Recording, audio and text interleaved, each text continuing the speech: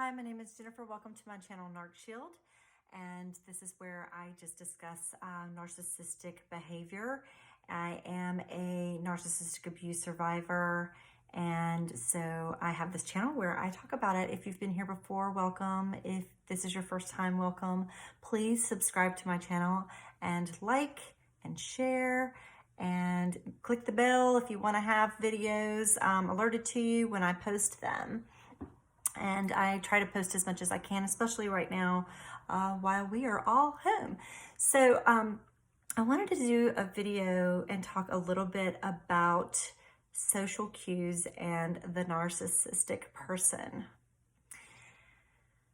Have you ever been around someone who feels like they're just in your space and you're trying so hard to be nice? You don't want to be rude to them, but it's just constant. So it could be something like where you're at work and they constantly show up at your job, and you're with, for me, I have clients. So clients pay me for a specific time to be with me, and basically that's their time. And so it's inappropriate for people to just show up, and what do? It's an uncomfortable situation. But usually, so when I talk about social cues, it could be something like where you're like, yeah, well, I'm really busy and I got to get back to my client or something, and then they just don't leave and they just continue on. Or this would be in my situation because I actually, I do hair and everything. Or it would be something like they show up, but they expect you to stop with, like I do hair. So stop what I'm doing to focus on them, when the person that is sitting in my chair is the person I need to be focusing on, because that's who's paying me for my time. And, every situation is different. It would be something like if you worked in an insurance agency and somebody just showed up and wanted to hang out with you in the insurance agency, and you're feeling uncomfortable because you're like, my boss might get upset with me and I really don't know what to say to this person, but they're showing up and I don't want them to be bad at me, and it's really uncomfortable. It's situations like that, and it goes on for, it's could be inappropriate anyway to just show up, but then to actually overextend and stay longer than you're supposed to. So even, let's just say you're at dinner with people and you are having a good time with these people, and somebody shows up to your table. Well, a lot of people do that. They might show up to the table, say, hi, it's good to see you. I saw you, and I just wanted to make sure I stopped by and said hello before I left. I don't want to interrupt, and maybe introduce yourself around the table. They may introduce and have a little bit of a conversation with you. Or it may be a business meeting, so they keep it very short with you. And then you can tell well, you weren't invited in on that. It's to join that group. And sometimes people are so uncomfortable that they end up asking you to join because they need to continue their meeting or whatever it is that they were doing. So if they can't get you to kind of take the social cues, like, okay, well, we need to kind of get back to it, and the hanging around keeps happening, where even it might start with a conversation with someone else at the table, and then it's getting away from you, and it's like, we need to get this back on track again, and I don't know what to do. So some people, being nice, would just say, well, do you want to just join us? And that way they can continue on doing what they're doing, and then afterwards be exasperated by it. Social, if you weren't invited, say your hello, and then you need to go. You don't want to just barge in on people's jobs, because that's their work, that's their career. And when you're with other people, especially, you can't just hang out. I mean, I've seen this before, even where people, like I was getting groceries, and I want to get in and I want to get out, and somebody had just shown up and was just hanging out by the cashier, and I could tell it was one of those situations that made me think about it. I'm like, she knows she needs to pay attention. She knows we want to get out. I could see her kind of darting her eyes and looking around, like I'm gonna get in trouble. You could kind of see her body language. And this person that was standing there just hanging out by the end of her counter wasn't getting it and just kept on and just kept on.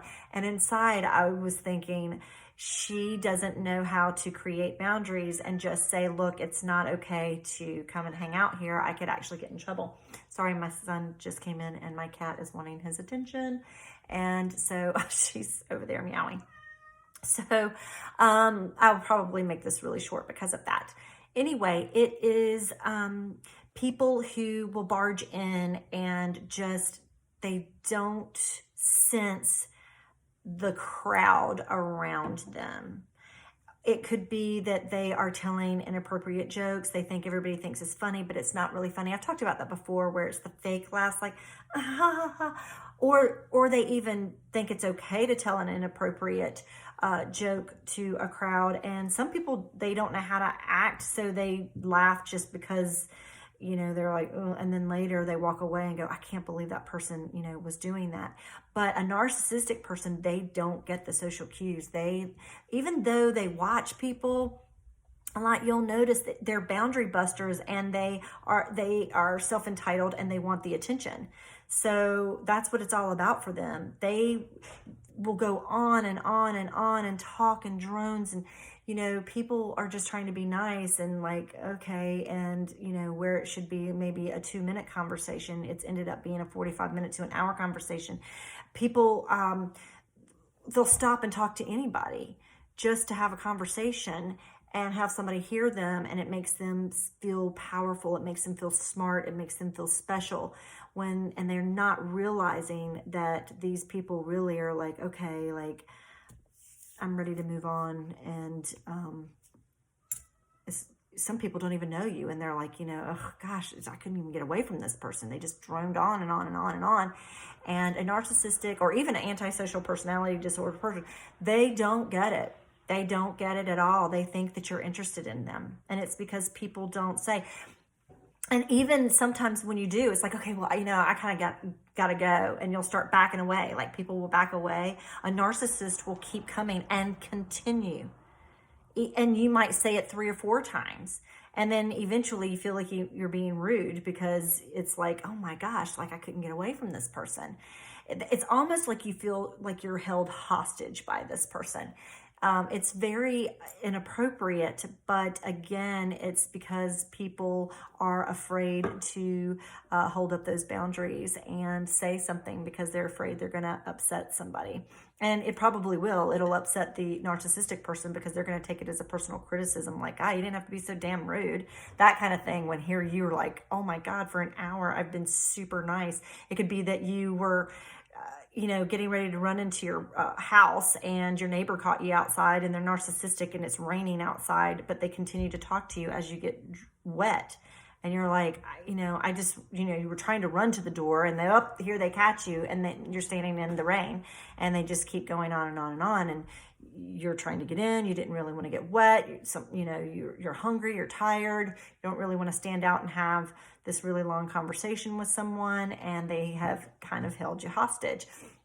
I told a story one time about someone, I may have done it even in one of these other videos, I'm not sure, but where they kept coming to the house all the time. Like, if they saw my car at my house, they were showing up at my house for anything. And, I can remember being sick one time, and this person just ringing my doorbell just ding, ding, ding, ding, ding, is because they saw my car. What if you weren't home? What if you had gotten in the car and taken off with somebody else, and you're just not there? What if you're sick and this person is just expecting to come in and hang out while you're sick? You're like, I don't feel good. Most people, when they don't feel good, they don't want company. That should be a known thing. But a narcissist doesn't get that. They think you want to hang out. They think they're so special that, you know what? Hey, I stopped by and I care about you. And so I'm so special that I'm going to be hanging out. What if you are like in my case, and I told the story one time where I was taking a shower, and this person would not let up on my doorbell. It was unbelievable. It's like, look, I haven't answered because I'm busy. It could have been anything. It could have been I was taking a nap. It could have been that I was outside, out back. It could have been anything. This person would not let up. It was the rudest thing. I think I did do a video on this. I finally was like, you know what? I'd had it with this person. So I actually like got out of the shower. I mean, it was ding dong, ding dong, ding dong, ding dong. And I mean, I had soap everywhere, all in my hair and everything, a big old towel wrapped around, and I swung the door open and I just looked at them like, and they were like, and I was like, I'm in the shower, for crying out loud. I was like so annoyed by that point because this person constantly showed up every time they saw my car. It was like I felt like I was having to hide from going into my own home. So it's going to be a situation where you feel like that and they just don't get it. And then when you do something like that, they're like looking at you like you're the crazy person and the rude person and you're mean. And it's like, no, you have overstepped and overstepped and overstepped and you don't get the boundaries is what you're thinking. And you may even have to come out and say it at some point and they're going to be mad at you. Those are the people that will be mad at you instead of going, oh my gosh, I'm so sorry. I had no idea that I was making you feel that way. And I'm sorry, I won't do that again. Because if they can self-reflect, then they will be like, oh, I guess I just, I'm sorry. No, these people will actually get mad at you. They will be really mad at you for saying, hey, look, even if you don't have to get out of the shower and swing the door open and look at them like, but even if you just say, I'm sorry, but I've got to go, like I've got to get back to it. They could walk away and be like, I was just trying to be, those are the people that take it like they're so sensitive, and then they will go and smear you to other people and say what a rude person you are and that they were just trying to help, that kind of thing. And it's because they just didn't get the social cues. Anyway, I hope I explained that well. I'm not sure if I did, and it was just something that I thought I would throw in. Anyway, I hope you guys are doing well. I look forward to coming back and doing some other videos. But I've done a couple tonight, so I'm going to rest on it, and I will see you next time. Thanks for joining me. Bye-bye.